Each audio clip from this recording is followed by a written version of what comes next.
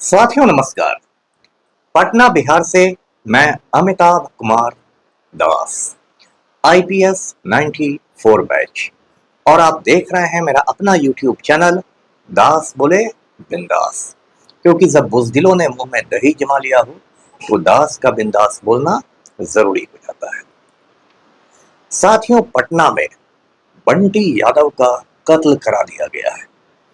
बंटी यादव का खून बिहार सरकार के एक माननीय मंत्री महोदय ने करवाया है।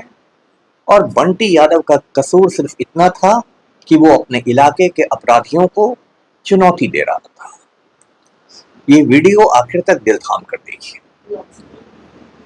साथियों, पटना में जंक्शन के पास एक इलाका है न्यू करबिगहिया। इसी न्यू करबिगहिया में एक शख्स था जिसका नाम था बंटी यादव। 32-33 साल का ये शख्स था और एक साधारण परिवार का था। एक फास्ट फूड की दुकान चलाता था और उससे अपने परिवार का गुजर बसर करता था। अब ये जो इलाका है पटना जंक्शन और करबिगहिया का इलाका, यहाँ शाम होने के बाद, सूरज ढलने के बाद बिल्कुल खुलेआम देह व्यापार का धंधा शुरू हो जाता है, सेक्स रैकेट शुरू हो जाता है।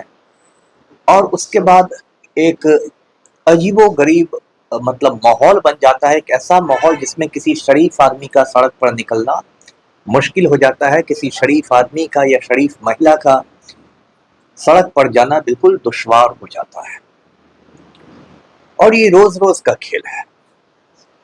तो ये जो पप्पू यादव था, सॉरी बंटी यादव, ये जो बंटी यादव था, इसने उसके खिलाफ आवाज उठाई, थाने में गया और लोगों से इसने शिकायत की। हालांकि थाना क्या करेगा, ये सब तो थाना की मिली भगत से ही ये सब धंधा चलता है। लेकिन बंटी यादव लगा रहा। लोगों ने इसको समझाया भी कि अरे लोग बदमाश लोग हैं, लोग से क्यों पंगा लेते हो, बिहार है, और पानी में रह के क्यों मगर से बैर करते हो, फास्ट फूड बेचो, आराम से रहो। लेकिन बंटी यादव भिड़ गया था।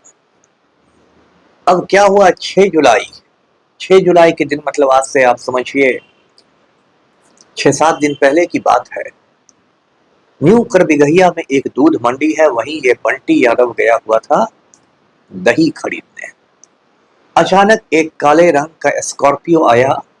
उस गाड़ी से 5-6 गुंडे उतरे और उन्होंने बंटी यादव को जबरदस्ती गाड़ी में बैठा लिया।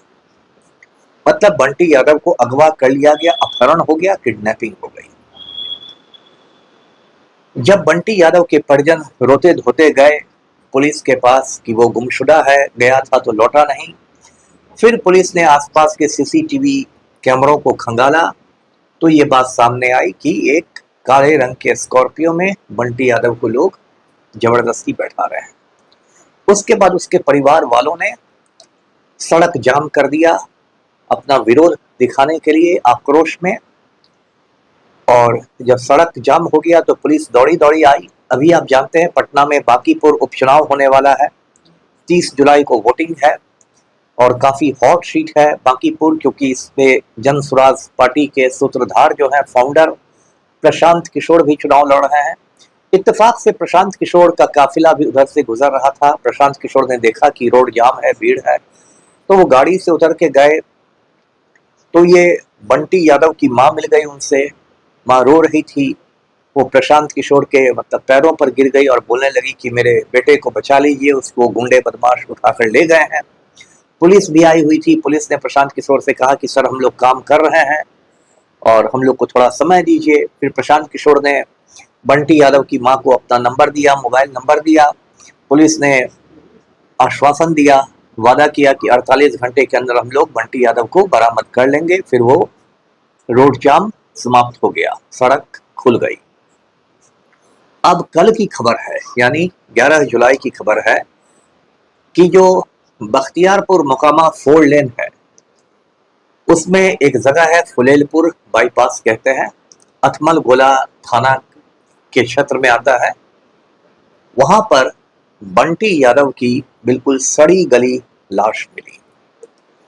बंटी यादव का कत्ल करके बालू के अंदर, गंगा किनारे जो बालू रहता है, बालू के अंदर बंटी यादव की लाश को दफन कर दिया गया था। जब हवा में बालू उड़ गया तो उसकी लाश बाहर आई, फिर पुलिस को सूचना गई, पुलिस पहुंची तो देखा कि जिस भी शख्स की लाश है उसको बहुत टॉर्चर किया गया है, बदन पर काफी निशान थे, उंगलियां काट दी गई है, लेकिन चेहरे की यह हालत थी कि वह पहचान के लायक नहीं था चेहरा। फिर बंटी यादव के परिजनों को खबर दी गई, वो लोग आए और बंटी यादव अपनी कलाई में एक कड़ा पहनता था, ब्रेसलेट जिसको कहते हैं, कड़ा पहनता था, उससे बंटी यादव की शिनाख्त उसके परिवार वालों ने कर ली।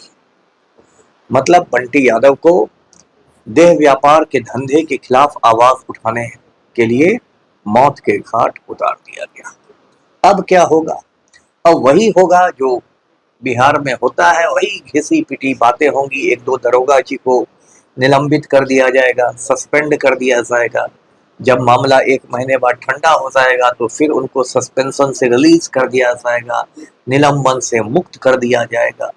फिर सीनियर एसपी आएंगे, एक एसआईटी की घोषणा होगी, स्पेशल इन्वेस्टिगेशन टीम की, उसमें किसी किसी को रखा जाएगा। ये लोग भी एक महीना टाइम पास करेंगे, किसी किसी को शक के आधार पर अंदर कर देंगे, खाना पूरी होगी और वही रटाया रटाया मुख्यमंत्री का बयान कि हम किसी को छोड़ेंगे नहीं, सबको देख लेंगे, ये हो जाएगा, वो हो जाएगा, सरकार वचनबद्ध है, कटिबद्ध है, संकल्पबद्ध है, वही घिसी पिटी बातें सुनाई देंगी।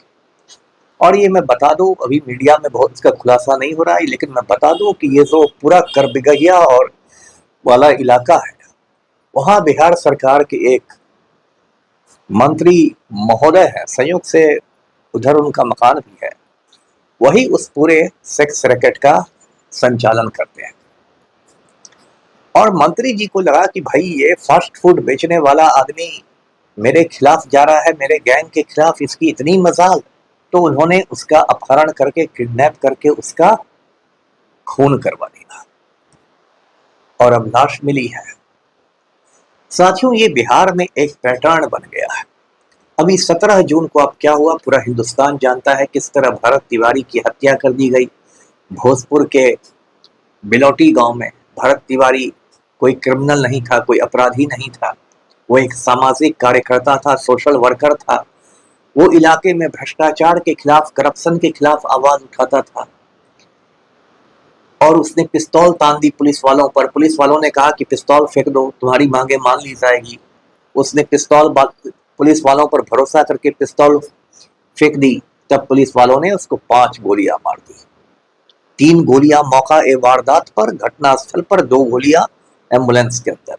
और ये सारा काम बिहार के 7वीं फेल मुख्यमंत्री सम्राट चौधरी के आदेश पर किया गया, क्योंकि सम्राट चौधरी को वाहवाही लूटने की बहुत जल्दबाजी थी कि पूरा हिंदुस्तान जान जाए कि बिहार का मुख्यमंत्री कितना कड़क है।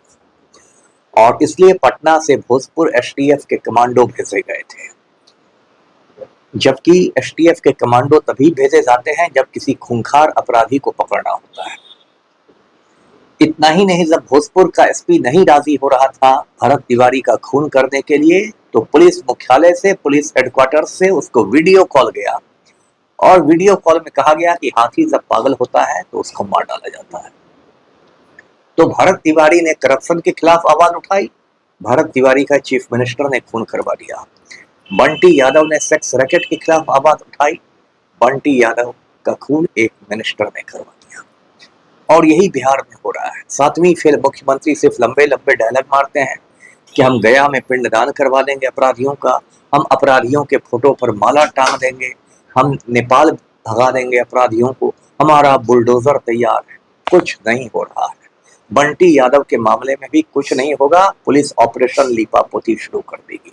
ये तस्वीर मैं पहले भी दिखाता रहता हूँ, आज भी दिखा रहा हूँ। 7वीं फेल मुख्यमंत्री सम्राट चौधरी को ये भोजपुर का आतंक है। सुनील पांडे, इसका बेटा भाजपा विधायक है, बीजेपी एमएलए है, विशाल प्रशांत।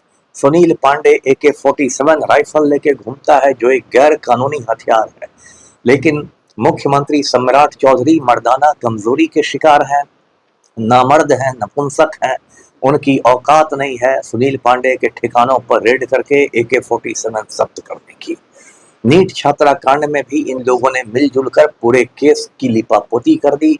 नीट छात्रा कांड में जो मुख्य संदिग्ध है, प्राइम सस्पेक्ट निशांत कुमार, वो बिहार का माननीय स्वास्थ्य मंत्री बना हुआ है, हेल्थ मिनिस्टर बना हुआ है।